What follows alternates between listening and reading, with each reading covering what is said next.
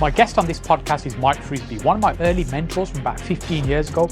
We talk about how he scaled his business to add 100 units on within a year, but also the creation of a little known social housing strategy and how he scaled that up as well. And then using these strategies and building a business within the Southeast that many people tend to struggle with. It's a huge amount to learn in this podcast. Let's just jump straight into it. So when I first started, obviously things were slightly different and you have to adapt to where you are and, you know, what's going on in the property world. The whole point of this is to have a hands-free lifestyle that I can go off and live abroad for a while or whatever it is. Use it as a tool to do something else. Yeah, a lot of people say, oh, I want to be wealthy. For most people, it's about to be able to make the choices. Freedom of choice. Freedom of choice. It's one of my things, is freedom of choice. I have three things. I call it learn and grow. I always want to learn and grow. I always want to have freedom of choice. And I want to have some fun. Yes. Each phase, you know, each generation, extra hurdles come into place. Mike, as someone building a property business, how do you add 100 units to your portfolio in 1 year? Well, you have to identify a strategy that works, be focused on it, and systemize a hell of a lot so that you can just repeat. Yeah. And that helps you to scale, doesn't it? If you think of a software company, you know, they twiddle and get the software right, and then they scale so it doesn't break. Yes. And then they go massive, but they spend quite a long time, probably longer than people think, getting it sorted.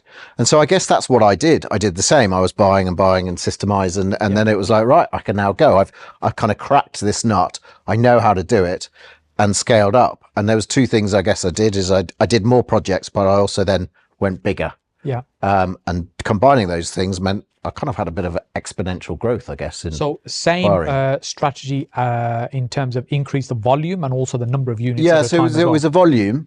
So very rarely at that stage was I doing, you know, adding 5 rooms. I was trying to do bigger HMOs, 6, 7, 8 plus. But then I was also buying blocks as well. Yes. And micro units, and, you know, so a 14 block and a 20 block. And then that really cuts off a chunk, doesn't it, too?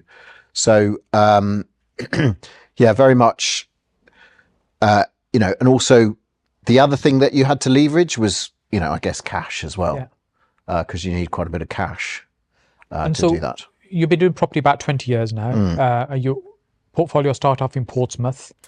In terms of values, typical values, I'm guessing are kind of higher down there compared to, say, the Midlands and the North. Yeah, I actually... Yeah, I mean, I've invested in Portsmouth, I've invested in Surrey, West London, so different values in different places, obviously. I often think Portsmouth is my little bit of up north, down south. Okay. There's a lot of characteristics that are similar, you know, tightly packed terraced houses, which comes on to, you know, one of the reasons I went down there was yields were fairly good, you know, so... Because you didn't live in Portsmouth. I didn't live in Portsmouth, it was about an hour away initially. So, and I did also, and I guess the first property I bought wasn't in Portsmouth. Okay. I also invested in Surrey, even West London a little bit early doors. Or was the first port? No, I was investing outside, and then I went, because it was like, we were knocking on the, back in those days, stamp duty changed at 250. Yeah. And the investments that I was wanting was knocking on the door of the 250s. We were hitting 250. Okay. And what had happened is initially when I first started buying, they were kind of stuck at 250 because people didn't offer, there wasn't a 255 or a 260 because the stamp duty was a massive change. Yes. Because it wasn't so progressive as it is today. So, and then they flipped through, and then it was like, wow, I've got to pay all this extra stamp duty, and they've gone up a lot. Yes. And also, you know, we've discussed before, I did a lot to direct to vendor stuff, and that worked much better in Portsmouth. It's finding your patch to do that. And I started that sort of in Surrey, and it didn't really work. Yeah. And then I changed my patch, and that's when it really happened. And that's when sort of the magic for me started in property investing. And that was when I could buy a lot and leave the corporate world. So let's unpack some of what you've just said. So direct to vendor marketing, meaning that you were talking to the seller directly rather than going through an intermediary like an agent or a source or a broker or somebody. That's right. Yeah. So I mean, if we go back to the fact that I was trying to work out how to get into property. How do people do it? There must be something. And I discovered this whole direct to vendor stuff. And that was when I thought, well, again, we touched on when we first kicked off, scaling and systemizing and scaling. And I just went to myself, do you know what? I've just got to focus on getting leaflets out there. Just focus on getting as many leaflets out there, and then I'm going to get some results, aren't I? And that's what I did. And I literally just focused on that. And then the calls came in. And then if you have enough calls, you have enough conversations. Yes. And you end up like this with the vendor in their front room, talking to them, trying to solve problems for them. And as a way of solution, sometimes you end up buying the property off them. Yeah. And that's what happened to me. Yes, because you were one of my early mentors when I started, and I remember you talking about leafleting and stuff, and leafleting is something I was doing at the time.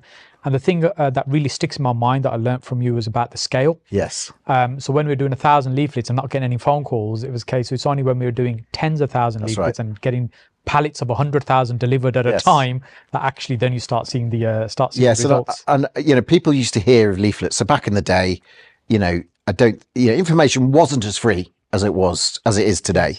These podcasts that we're doing, they weren't out there as much. So people used to hear of things, and information took longer to filter through. So people would hear leafleting is working. And, and I come across so many people because I got known as kind of the guy who did leaflets. And through different stages of my career, I've been known as doing different things. So, they always used to say, well, how many of you do? Yeah, 1,000 or even 10,000. I said, add a naught. Add a naught or two noughts to everything you do, and then you'll be successful. And the sheer force of numbers is going to really get you there. And then everyone's like, deep breath, and they realize, well, I can't deliver that many. And it's like, yeah, but again, you're thinking too small. Yes. You're thinking like, I'll just go and deliver some. Yes. And the number of people who would just go, yeah, I went out and delivered some leaflets. And it's like, no, you're thinking incorrectly here. You need to be leveraging others to do that, or companies. And even, I built my own leaflet team. I mean, this is classic me. People talked about going to leaflet companies. I even found them, if you went to a leaflet company, you'd add another naught onto it. Yes. Because I just didn't feel that they were as effective. Conversion wasn't there to running your own team. And if you could get that up and running, you were going to be successful only in certain areas. Because again, people pick the wrong areas, which is what I did to start off with, but I was convinced it would work. So I just changed things a bit. And it's about tweaking and measuring, is trying little things until you find something that works quite well. So when we talk about leafleting, the general message is, I buy your houses fast for cash type of message is coming through the door of literally tens of thousands of letterboxes. But the vast majority of people that pick up that leaflet, the message won't be relevant to them. That's right. So it's targeting that tiny little number that is relevant to. And what it would do is generate a small number of leads, but high quality leads to start those conversations. That's right. And then you had to have the skill of actually sort of working with those people. Yes. And as I said, you'd go down and have a conversation, build some trust, see if you could help them. Because essentially it was about this was where I first learnt that deals often came about people's circumstances rather than the property itself. And I still find so many people today always talk about the property and don't talk about, well, what is the situation that you're looking for that's going to create a deal? Why are you going to be the solution to someone that means that they want to sell your property to you, and price becomes less relevant? Yeah. And I think sometimes when people are trying to get their head around this, and you say, we'll buy the property for less than it's worth.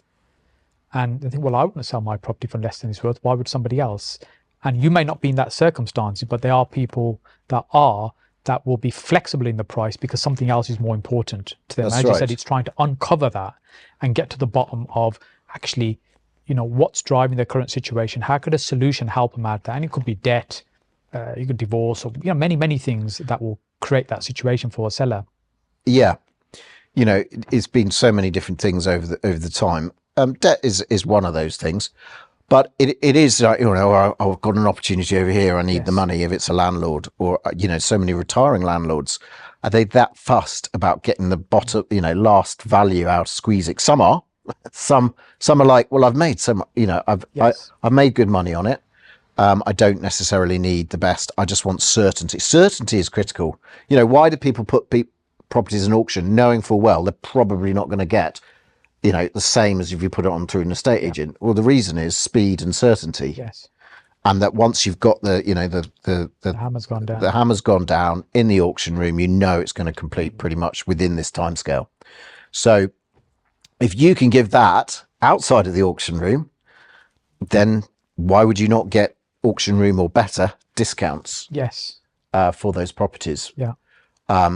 Quite often, I mean, this is the case, if someone is stressed, they don't always like, oh, where can I sell this? And the number of people who I used to talk to as well go, I really need to sell this quick. I've got this issue. I need to sell it quick. Have you spoken to an estate agent? Is it on with the market and the estate agent? No. And I'm like, surely that would have been your first port of call, but hadn't. Yeah.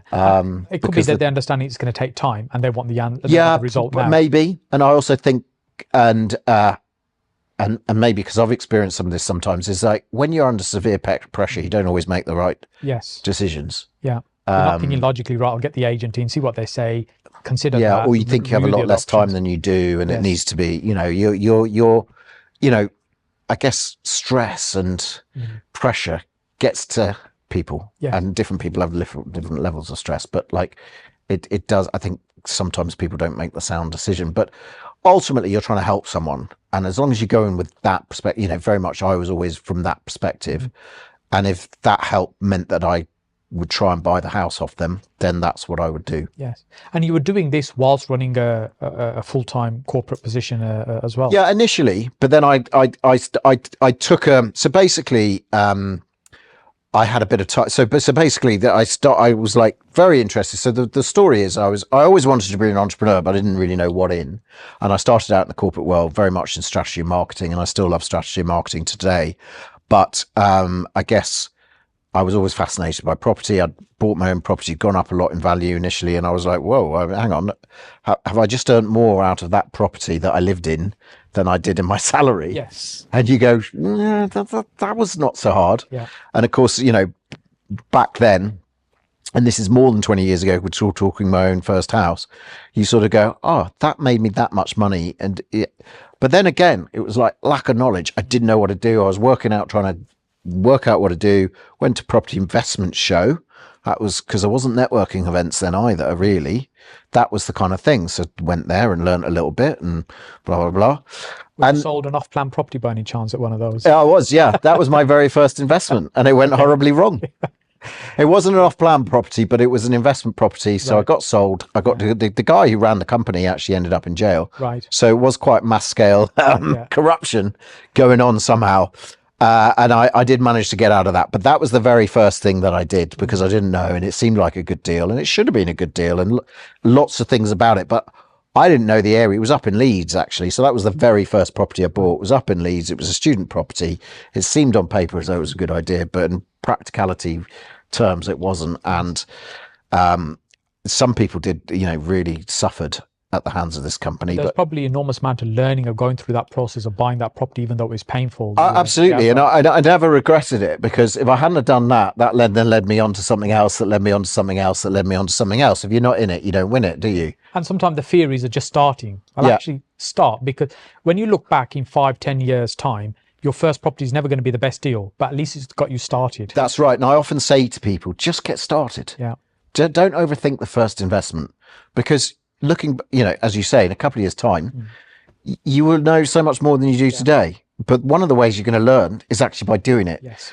And I find so many people who are like looking for the perfect deal because they listen to a podcast like this or, and they see someone speak and they say, yes, I got this below market value deal and I got this and I recycled all my cash. Yeah, but one, they're probably more experienced. Number two, people often tell you about the good stories.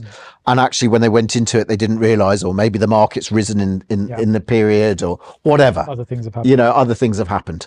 So quite often the best deals aren't planned to be that way. They turn out to be that way because maybe, sometimes I go into a deal with scenario A, B, and C and you don't expect sort of the best scenario to come off, but sometimes it does. Yes. And then you go, wow, well, that was an amazing deal. But you look at, well, that's still acceptable if that happens.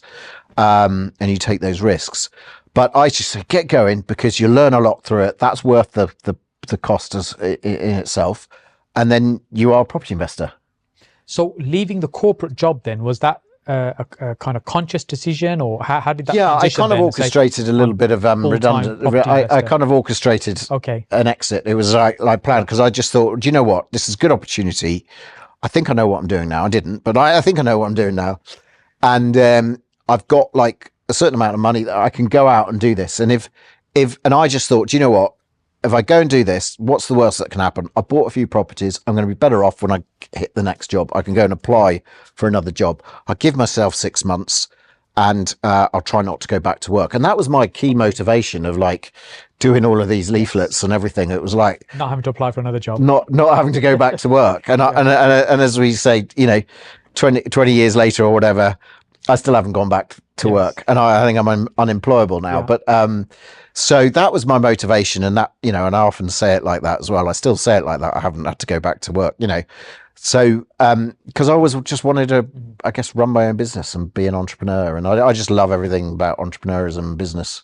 So you're going out, you're speaking to sellers, you're negotiating deals, you're picking up these properties, you give up the day job. How on earth do you fund these purchases?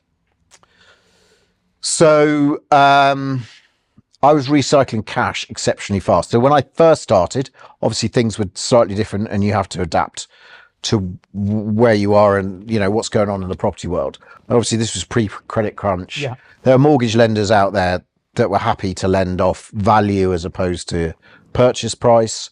So I was buying stuff, value, higher value. So let's say if the property was worth 100k, the mortgage company would go in, value it at 100k, and lend me potentially 75, or even in those days was a little bit more. And then I'll be buying it at 75k. Yeah. Therefore, it didn't require money. Theoretically, you're not putting any money in. So I wasn't really putting much money in. Yeah. And that enabled you to kind of keep going. And sometimes people hear that and saying, yeah, that was okay, that was then. But actually, as you suggested just a moment ago, that you have to adapt with the market and the climate. So different things work at different times. Yeah. So you could have still done, even if that met. So what happened is, I remember this, and a lot of people going, oh my God, that's stopped now. Our lives are over as property investors. And again, when I first started, it was 85% loan to value was fairly standard in the buy to let world. And credit crunch happened, and that's now moved to 75% standard. Yes, there are other products. There are some products at times that are a bit more, but the standard has changed.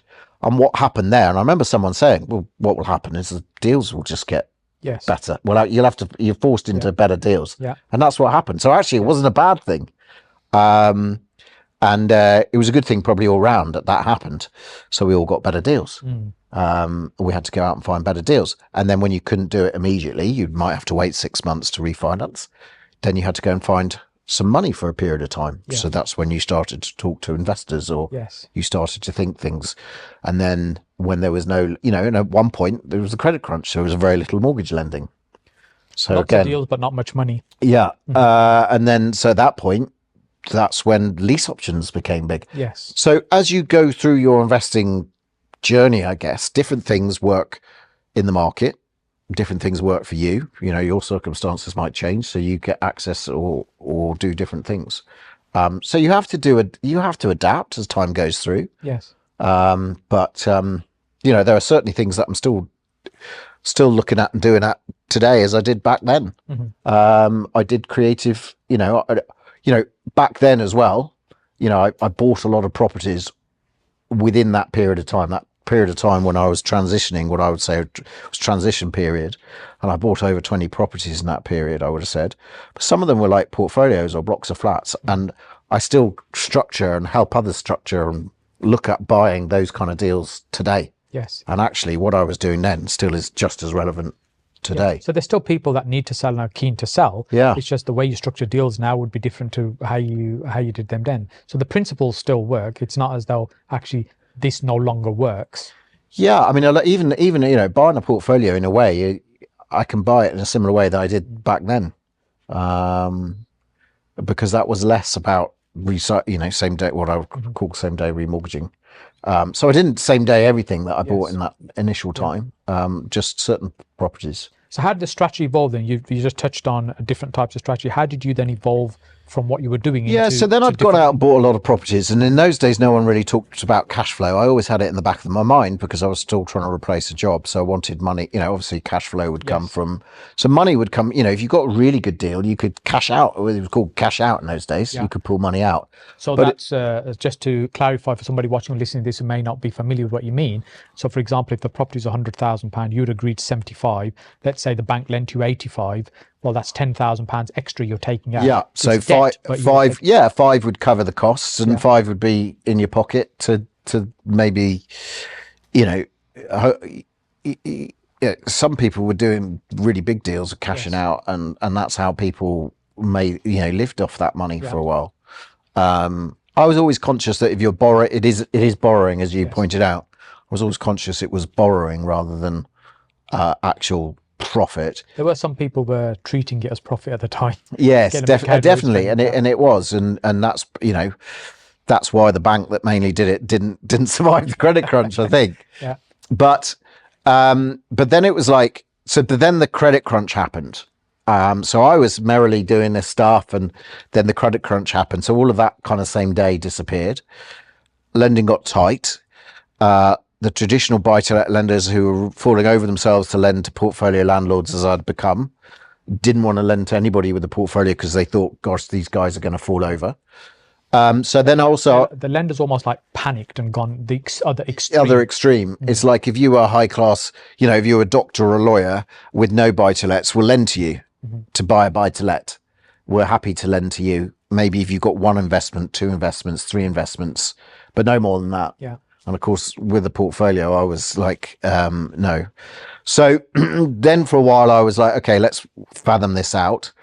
And I focused very much on, I guess, increasing rents and getting more income. And, I find that I've been in waves, whether that's my character, whether what's going on, but you go through a period of a little bit of consolidation. So I started consolidate. That's when I first started getting team members in as well. Okay. And we went into increasing rents, and I then went into social housing as well, because that was very prevalent at that time.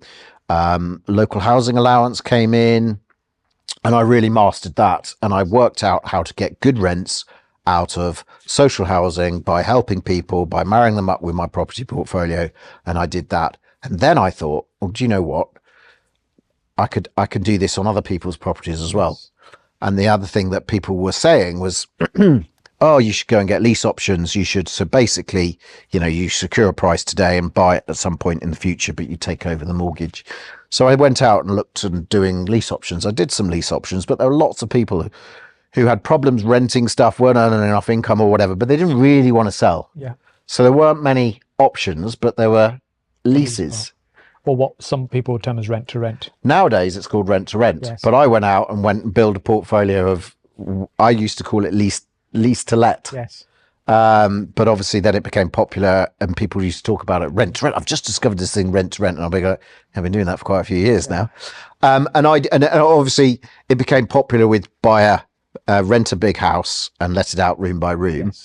I didn't really do much of that. I was very much focused on taking 2 bed terrace, 3-bed terrace, and putting a couple of social housing people in them. And that came known as the 2+2 strategy, which I kind of became quite known for at some stage. Essentially what you were doing is understanding what the criteria was that somebody was entitled to in terms of housing, and then matching your property to fit that, so that they are receiving the maximum they're eligible to, which means it can be very profitable for you as well. And many people were just looking at, I've got 2 or 3 people here, put them into the property and whatever they're eligible to, that's it. Yes, I used to call it upside down lettings, where you'd find someone. So I quite often think differently to everybody else. It's the way I think I got a neurodivergent brain, so I do think differently to everybody else. So I always often come at things from different angles, a bit like the leaflets. It was like I didn't step it. So everyone, I started property investing and didn't step into an estate agent for years, because I was going direct to vendor leafleting. Yeah. And then with this as well, I was like, oh, how do I solve this? Because there's an opportunity here. What do I do? There was a load of people who needed housing but couldn't get housing. And I had a whole lot of houses, but it was like, if you were to let it in the traditional way and advertise it in the traditional way, here we go, we've got a 3-bed house here for 700 quid. You wouldn't necessarily get the people. And so many people came to me and said, well, how do you do this? It was like, well, I start with the people and fit them to the property, knowing what they can achieve, whether that's a family, whether that's individuals. And quite often I'm giving them something far better than they would have achieved themselves as well, because they don't always understand what they can claim. So if we marry up my ability to understand this claim with what's available in my stock, I could give them something that they wouldn't get. And a lot of people, so for example, I was taking a lot of people who would have potentially had to live in a room, and I would give them basically into a house that they share with someone else. Yes. There were certain things that you had to provide to make that happen, to allow them to get a claim to sufficiently pay you. But I then was uplifting my rent by about 30%. I had happy tenants. The council were happy because I was housing people that were low down on their priority list. They used to send me people to house at one point, and they would go, well, we can't tell you where to go, but I would call this number first. Because they knew that if someone called my number, they probably wouldn't come back the next day and say, I need housing. Yes. I need housing, because we could generally find a solution. Yeah. So, that system worked pretty well for quite a while. So then I got known for that. And then I tend to do master a strategy. It seems to be a little bit of my pattern. Yes. I master a strategy. I then teach the strategy. And part of teaching is mastering, isn't it, I guess, as well? Yeah. And then in the background while I'm teaching, I'm mastering something else. Yes. And then I go on to, so then I went on a phase of teaching sort of local housing allowance, social housing, and that's developed and moved on. But there's many different social housing strategies. But at that point in time, that was a very hands-on social housing strategy that worked. And there were very few people in the country that were doing anything similar to that at the time. No, there were, very few, Yes. very few, and very few people who probably mastered it properly, I'd say. Because you'd built out effectively the whole process in terms of how to find the right type of person to fit that property, as you said, the upside down approach. Yeah, and then also get paid directly, so that the loss, because there was, to learn that process cost me a lot of money as well. Yes. And being a certain scale would allow me to do that. If you only had 5 properties and you were missing a rent out of one of them, that was a big problem. Yeah. Whereas as you know now, if you have something that is empty, you probably don't notice it because there's always something empty. Yes. You run at a certain percentage, no doubt. So I guess that allowed me to, and again, if you're finding tenants, you then need to have somewhere for them to live. And that's again why it really helped me if I was taking on other people's properties and managing them, and I was guaranteeing them a rent, and I took the different, because I was like, well, people said, well, will you manage my property and do that? And I was like, well, look, if I took 10%, 12%, I'm going to go probably for the simple one rather than the higher rent, because there is extra work in this. There was work, but is there payback? So it was like, well, I want to take that. That's my knowledge. It's my thing. So that's where I got to guaranteeing rents and stuff like that.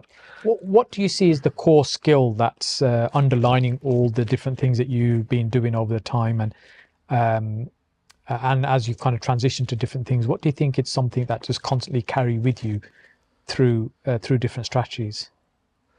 I guess it's, I try and master it. I try and get under the skin of it. I focus on it, learn every little bit of it as much as I can, try and test, not be scared to fail.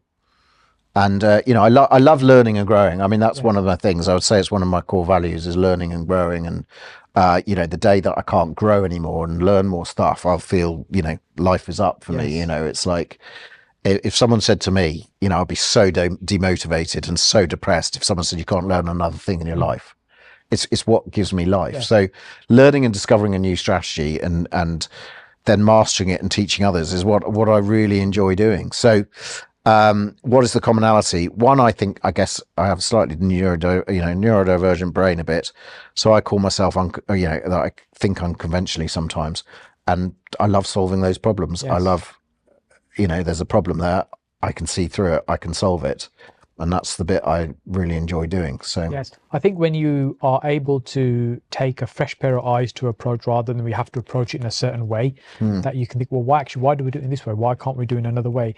And you tend to have this brilliant skill of understanding people, but also processes and systems as well, which I find very few people are able to do that well. I guess one of the skills, because people started to know and understand the rules around it, but they couldn't implement it.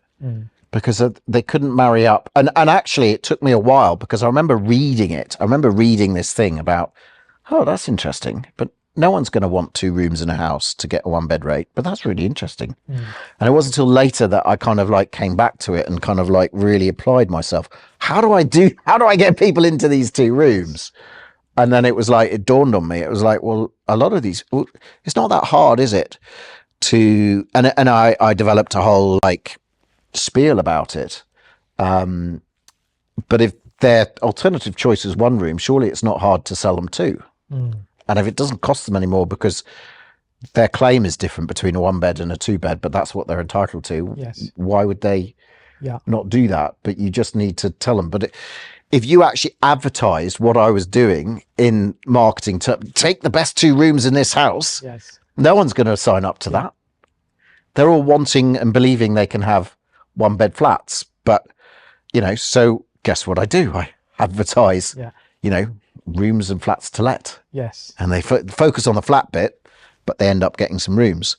But by the time you've told them what you're doing and shown them what they can live in, they go, that's good, and make it easy for them to move in, help them with their claims, and smooth the transition for them to move in. So they're happy. We're happy because we're controlling the process. So we know we're going to get the money, and therefore moving them in without what everybody would say. Why are you moving them without deposit? Why are you moving them without any money? I'm not going to do that. It's like, because we have control of the process. We know we're going to get the money at this stage. Yes, because it's coming to you directly. If they had all of this money, they probably would go and live in a flat. But they can't, they don't have all of that money.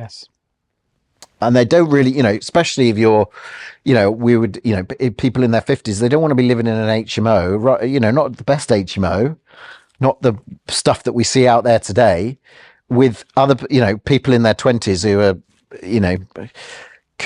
causing havoc or whatever sometimes in some of these properties. I'm obviously stereotyping a little bit, but, they just want somewhere to settle and have a bit of certainty in life, and and that's what I was able to give them. So from the 2+2 strategy, you kind of evolved into other things. What else did you then do or move on to? So because the other thing was, I got known for 2+2, but there were so many other parts of the social housing strategy that it got really catchy, the 2+2, but there was all sorts of stuff. I was helping mothers and babies into 1-bed flats that made you got a better rate. I was helping families. So there was all of that stuff as well. But then in the background, as I said, I was starting to see, and it was like, right, I want to buy, I want to move, so then I kind of went, okay, I need to recycle cash fast again. How do I do that? Well, the whole same day refinancing gone. I'm in the south.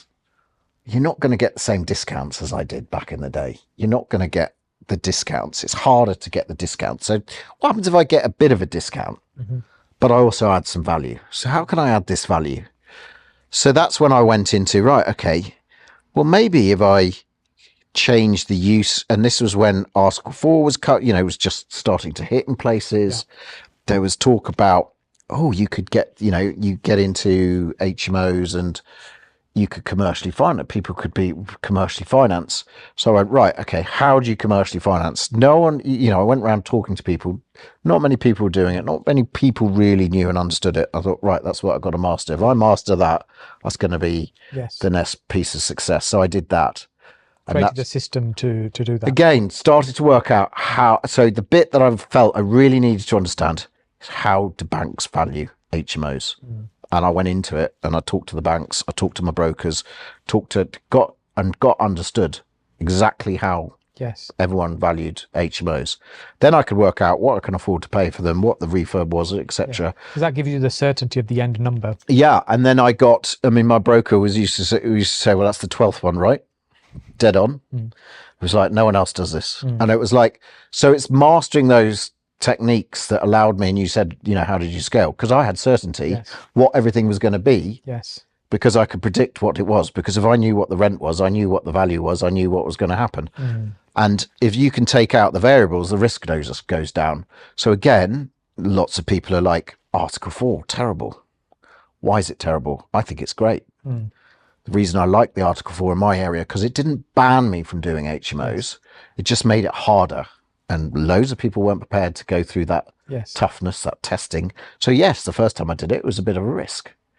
But I then worked out what was the criteria that I needed for the council to say yes to my planning applications. And then once I got the planning application, it meant that my HMO was going to be commercially valued. Being commercially valued meant I could add that extra. So then it was like into the loft, into the en-suites, so then I focused on what's going to get me more rent, because that gets me more value. That's where all my pot noodle stations came from. It was like, okay, en-suites, is there anything else I can do? Well, putting this in is going to allow me to charge 20, 50, whatever it is, quid extra a month. Every 50 quid adds X amount to the value. It means I can recycle another 5 grand by investing 100 quid on one of these, or 200 quid or 250 or 500 quid. Because you're thinking about actually this additional income is going to increase the value by a certain amount. When I come to borrow, that will give me a certain amount of money. I have focused on income. I've focused on profit. And, when I was doing the social housing strategy, I used to talk about quadrupling profit, because it was all about profit, because my costs were staying the same, but my rents were going up. So it dropped all to the bottom line. Obviously HMOs, we were moving out of that because LHA rates didn't go up. They kind of every now and again, they get reset. They've just been reset again. So that strategy's back into relevance again. But, so I knew that HMOs were going to give good cash flow, but what I was focused on was I always again think of income and capital pots of money and ongoing cash flow and income. And I was always focused on, it's the capital that's the rarity. You can create income. That's not a problem. HMOs always spewed out, but what you always run out of is the capital pots. So if you're careful with your capital and manage to recycle that well, you've got an endless, you can keep going. So it was like, how do I do that? And that was through, the commercial refinances, and that's where, I got very good at that. And then again, I went out and taught a lot of people that. You're also a prolific networker over time as well. So what was the link into networking with what you were doing? So networking, so prolific networker, ended up running my own networking event. And I guess that coincided with me trying to scale, my HMO business, I guess. And that did need cash. It needed other people's cash. So I guess it was, but I also enjoyed talking to people and networking, and, I enjoyed presenting when I went out, there were times when I went out and presented at network meetings, and then I thought, I'm bored of running around the country. Why don't I open my own network meeting or run my own network meeting? So I did that. And, it's also a way of, the more people you connect with, I guess you can then connect with people in terms of raising cash and handing it back through the recycling the cash through the HMOs. And at one time, it was one of the largest in the country that you were operating in down in London. I think it became, for a while, one of the largest in the country. What do you think is about the event that would draw so many people to it? I tried to get, so what did I feel? Obviously I tried to, I came from a marketing background, always believed in marketing. So tried to market professionally as opposed to just doing it as a hobby. So I in my head, I set it up as almost as it wasn't a separate business, but it was like, this needs to be set up as a professional business. I need people to help me who are paid, not just volunteers. Yeah. And I often find people go in with a whole load of volunteers. They've got their own motivated for volunteering. Are they going to really help to organize the meeting? Sometimes they do, sometimes they don't.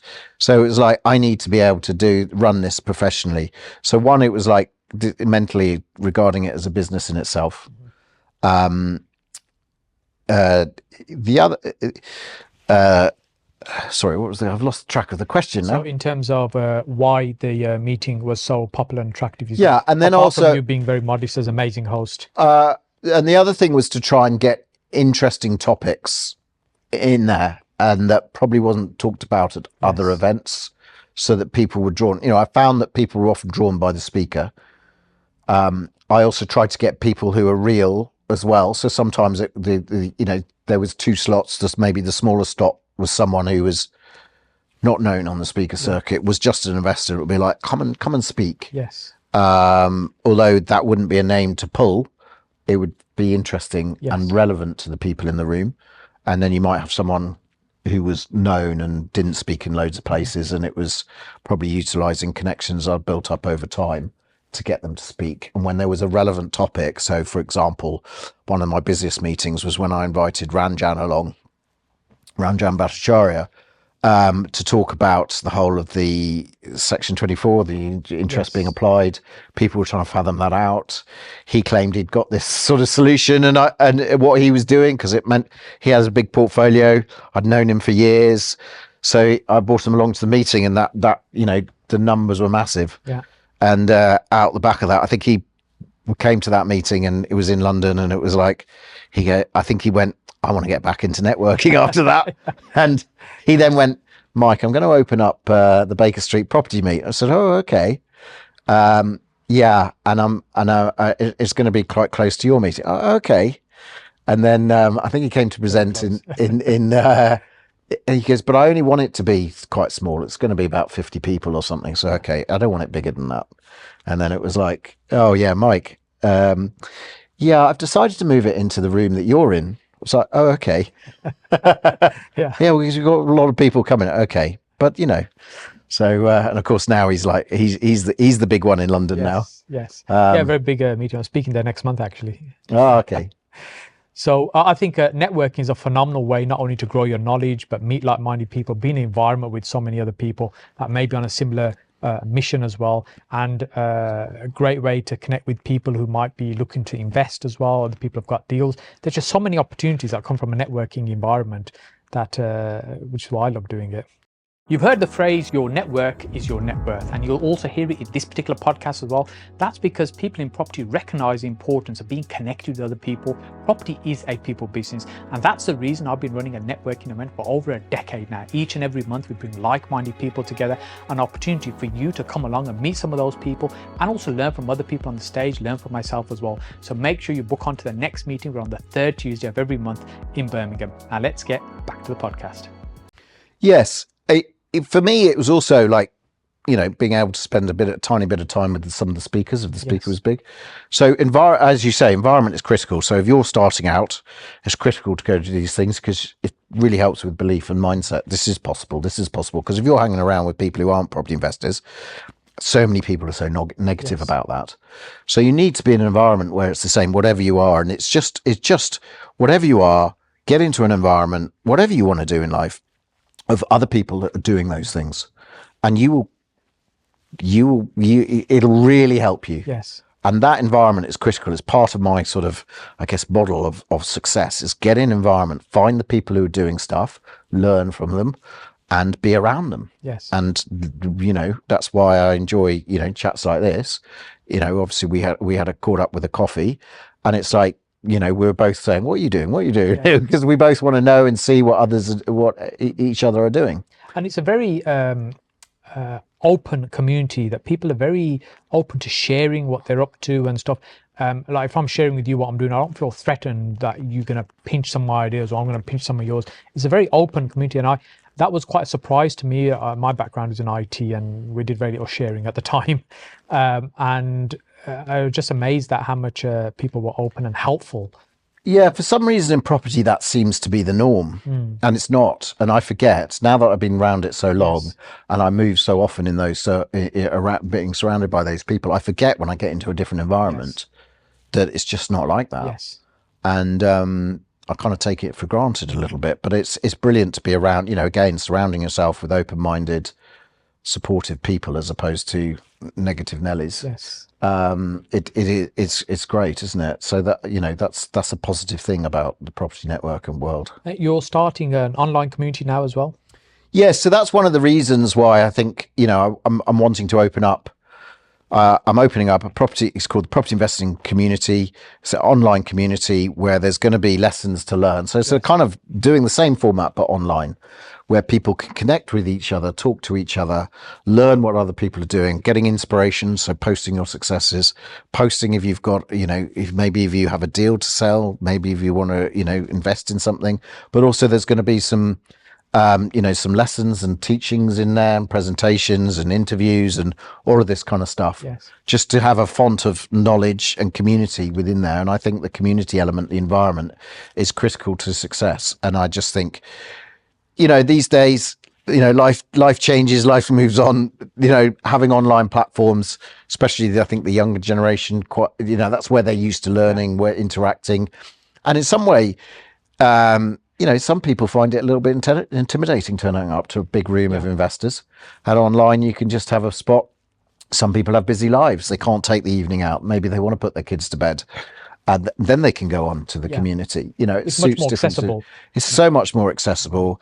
You can, you know, you can do it. And you know, over time, there used to be websites and forums. They used to be called forums in those days. And I would say this is one stage up. Yeah, one stage up. It's a stage up from like having a Facebook group. It's a stage up because there is property there's lessons and teachings. I'm putting some of my ethos and practice into this, not just a networking group. Just a networking group. So there is a discussion element to it. There's you know, getting people to introduce themselves.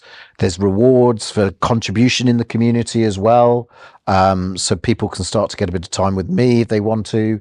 But they can also sit and watch, you know, some videos and lessons about some stuff, so they can learn and get involved. So if you're starting out, great place, because I didn't have anywhere to go to. You know, the internet wasn't really around in the same way it is today. I mean, we're talking 20 years ago. Well, YouTube certainly wasn't doing very much at the time, and there's very few books on the subject as well at the time as well. Yeah. As you said earlier, knowledge was very, very limited at the time. And in fact, now it's almost a case of there's no shortage of knowledge. There's, if anything, there's so much information. It's how do you decipher what's correct and what's more practical and usable for you. And if you're in an environment like you just explained, well, you'll have the right guidance rather than hearing something online that somebody's talking about that may not necessarily be very accurate or applicable or relevant today. Yeah, exactly. It's also, you know, saying no to stuff, saying not what to do, and you know, one of the things that I've got in there is like, how do you find clarity for yourself? Because that is critical to anybody trying to fill them out. And it was like, I do spend a lot of time thinking. That's, you know, I do, you know, constantly challenge myself on that, and I am often drawn to the next shiny penny. But you know, there's some modules and video based lessons in there about how to find clarity for yourself, how to work out what's right for you, because you know what is right for you might not be right for me, and we might have different stages of life, we might have different amounts of capital, we might be living in a different area, so each nuance could be out there, and I always say it's an evolving thing to fathom out your strategy and your area. It's a revolving thing. Which comes first, area or strategy? Yes. You know, because some people are quite happy to live down south and invest up north. Other people want to be where they are, because, you know, to try and build a business like you've built, and you try to do that out, you know, you live in Birmingham. If you try to do that in Manchester and you lived in Birmingham, that would be a lot harder, wouldn't it? Yeah, it's very different. Yeah. It's very different. So you needed to find a strategy that worked in Birmingham, whereas someone else might go, well, there's an easier strategy up north because it's better yield. So I'm going to head up there because I don't want to build a business like Sarge, so I don't need to be close to it. Personal circumstances, yeah. So there is a bit of a working out what do you want, why are you investing. So I often say to people, where do you want to be in 10 years time? because everything needs to fit into that, because you Yes. don't want to build something and realize that's not what you wanted. Yes, start with the end in mind. Start with the end in mind. Yes. And I often think 10 years is a good way for people to fathom out where they want to do. And I challenge the people that I mentor every now and again when they're going through this. I say, well, where do you want to be in 10 years time? Does that fit? Because if you're like going, oh, I need to do this, work out which one is going to fit with where you want to be in 10 years. And by the way, you might not, quite often people get focused in on where they are today. Yes. And not where they want to be Yes. in 10 years time, because that could look relatively different. Because some people just want to keep going and going and going. And some people like, no, the whole point of this is to have a hands-free lifestyle that I can go off and live abroad for a while or whatever it is. Use it as a tool to do something else. Yeah, a lot of people go, a lot of people say, oh, I want to be wealthy. A lot of it's about, for most people, it's about to be able to make the choices. Freedom and choice. Freedom of choice. It's one of my things. It's freedom of choice. I have 3 things. I call it learn and grow. I always want to learn and grow. I always want to have freedom of choice. And I want to have some fun. Yes. And that's kind of what I set out by, like learn and grow. If I'm learning and growing, have freedom of choice. Does this still continue to give, or am I being trapped by this thing? Am I, or, is that going to take away my freedom of choice? And have some fun. If you don't enjoy what you're doing, it's not, enjoy the journey as well. Because everyone also stands by the stead of it's the end destination. If I get over here, I'll be happy. But you and I both know it's like, you've got to enjoy the journey. And if you don't enjoy the journey. Yeah. Success is not a destination. Absolutely. Yeah. That's a good way of phrasing it. Yeah. And we talk about the number of variables in terms of to consider when we're making decisions around clarity and what we want to do in property and strategy wise. But the other key variables is the climate, what's going on in the market at this particular moment in time. So we've just recently had a change of a government and some noises coming out of number 10 of what could happen. What do you see as possibly happening in the coming years, and what do you think property investors should be thinking about, and what opportunities could arise from what's happening now? I think there could be quite a few opportunities. I mean, it depends which hat you want on, and the news is very dark and gloomy, isn't it? And I'm not a big fan of watching the news and stuff. And I to be fair, how rabbit holes happen in YouTube and that kind of stuff. I decided to flick on a few things about what's happening with the budget and all of this, and suddenly you've got all of this stuff flooding at you. So I have had a bit of a think about it. But there's like with anything, there's always positives and negatives. Yes, we talk about the ability to, the Section 21 disappearing, and, is there going to be rent controls or rent caps, and what is it? And they're going to swing the balance back in favour of the tenants a little bit, which, does make it a little bit harder. But, I remember people talking about, oh my God, I don't want to do HMOs anymore because they're bringing in licensing. So that was the first. Then it was like, oh my God, now they're bringing in licensing, not just about 3 floors. It's like any property with 5 people. And then it's like, oh, now, a lot of local councils have bought their own separate licensing in. So pretty much you have to license. Then it's like, oh, are we going to have to license every single property? That's just a piece of paper you need to do. That people get worried about that kind of stuff. So forget all of that. You do need to think a little bit about the tenant situation in Section 21 going, but as long as if your portfolio is fairly robust, that's okay. I don't think it's going to be a real problem. It's only when there's real problems, but hopefully there's also going to be some antidote to be able to solve some problems. So you might avoid some sections, sectors, some tenants. You just need to get good at profiling your tenants. Yes. So master that skill. It should be all right. But there's going to be a whole load of people who will be going, oh, this is another thing. This is another thing. It's a step too far. I want to sell. So I love buying properties off landlords. That creates a bit of a shake-up, and those that want to leave. Want to leave. And guess what? If they've got a problem tenanting and maybe you can solve that issue, we come back to, it takes us a good loop to the beginning when it was like, well, why would someone sell their property for undervalue? Well, if they just want to get rid of it because this is now a hassle and they're worried about the tenant, how many properties have been sold under value with the sitting tenant because they don't know what to do with it, and people pick them up and get a good deal. How many properties are going to be with, there's going to be up for sale, and you need to know what you're doing. You need to have mastered that skill, that you believe that you can resolve it. But there's going to be people who are exiting for whatever reason, whether they've got tenants in or empty even. Yes. Each phase, each generation, extra hurdles come into place. So what's going to happen? I mean, we haven't got a crystal ball. It is going to get a little bit tougher. But, we still have fair rules and regulations in this country. We still have a lot of things that do warrant for the country. Now most property investors are investing through companies. We don't necessarily have to take all of that money out of these companies and pay ourselves if personal taxes going up, leave it in the company and reinvest. And by the way, eventually the government will change again. It does. It may take a while, and then the tax environment might change and you can take all that money out. It depends again, what you're investing for, what are you doing? So you might have to change a bit. I think, there could be, for me, I love, I'm helping people do creative finance deals, and I think more of those are going to come available. I think portfolios might be coming up for sale. I think so there's going to be ample opportunity out there. And also you might go, well, I want to move, I also think there's good opportunities moving slightly more commercial as well. So sometimes that's a little bit harder to get into, but if you're in property already, that may be a switch you might want to start to make and think about, where you're buying assets but don't necessarily have tenants, so many tenants. You might be Airbnb, you might be doing shops, offices, whatever it is that you're focusing on as well. Still property that's generating an income. Still property that's generating an income. And so final question before we start wrapping up then, in terms of the controlling of rent, like for example, what's happening in Scotland, how do you think that could impact us here if that was to happen here?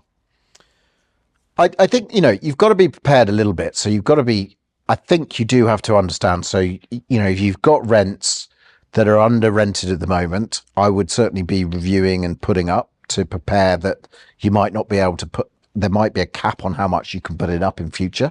So get your rents at market rent. Market rate, yeah. And the number of landlords, I've talked to and said, get your rents at market rents, and market rents have risen a lot. Yes. So have a look, even if you've done it recently. Yeah. You are only allowed to do it, once a year if people are in the property. So, have a look at when your fixed term comes to an end, or they've been there, rent anniversary dates, and be starting to put it up. If people are in arrears and you want to use the Section 21s, you can use them at the moment. So just sort of, I guess, make your portfolio fit for purpose if you've been a bit lazy at not doing that. So if you're a portfolio landlord, get it fit for purpose, put the rents up, get rid of anybody that you don't want right now where there's no fault evictions. You might have to hunker down. Hopefully, interest rates are going to continue to drop, so profitability should come back in that fashion. And everyone goes, oh, you can't put your rents up, you won't be able to put your rents up. It's like, well, for the first few years of my life, I couldn't being a landlord, I couldn't put rents up. They weren't going up for whatever reason. There was capital increases, but there was no rent increases. Because the market wouldn't allow increases. It just wouldn't allow increases. So you've just got to get in your head, the rents don't go up forever. We've had a good uplift. And we've had a huge spike in rents now. Be thankful for that. Focus on getting good tenants. Landlords are going to leave. Potentially you can have the opportunity of buying them up. And it's not going to be a Labour government forever. Maybe it'll swing back in another way in 10 years' time. I mean, it's not going to happen over, once this has all come in, it's not going to happen. But, the countries where they have tried rent controls, they've reversed them because they've not been good for tenants. At the end of the day, they're trying to better the life for tenants. In actual fact, a lot of these things, I think, is short-sighted. You're trying to control the market. The market often doesn't like to be controlled. Other consequences happen. Shortage of stock. People can't get rent. They're going to have to think about it. Poor quality stock. And stock tends to, people don't invest in their stock. Standards drop. There's no incentive for a landlord. Both of us at times have done high-end HMOs. There'll be no incentive to do that if you can't charge high rents. Therefore, again, your strategy might have to change. But at the moment, nothing's changed yet. Listen to what's going to happen. Yes. So I think it's not all doom and gloom that everyone says it is. Mike, thank you so much for taking the time to come and spend some time with us. I always learn something from you and I'm spending time with you, so thank you for that. And if people want to connect and reach out to you, what's the best way to do that and learn about the new online community as well? What's the best way? Yeah, I mean, connect to me on socials. I'm out on TikTok at the moment. TikTok seems to be my favorite platform at the moment that I'm, I analyze property deals quite often on TikTok. Okay. So connect on TikTok. There'll be a link on there for my property investing community. So do that. Or yeah, that's probably the easiest thing. And also, website 𝗵𝗲𝗁.co.uk, I think is my website. We'll double check that. We'll put it on the screen and in the description as well, and put the other links in there as well. So once again, thank you so much. Thank you, Mike. Well, thanks for having me. Thank you.